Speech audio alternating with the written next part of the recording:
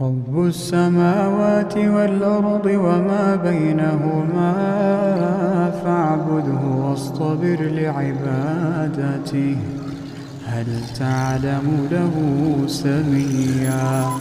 ويقول الإنسان وإذا ما مت لسوف أخرج حيا أولا يذكر الإنسان أنا خلقناه من قبل ولم يك شيئا فوربك لنحشرنهم والشياطين ثم لنحضرنهم حول جهنم جثيا ثم لننزعن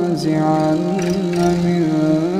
كل شيعة أيهم أشد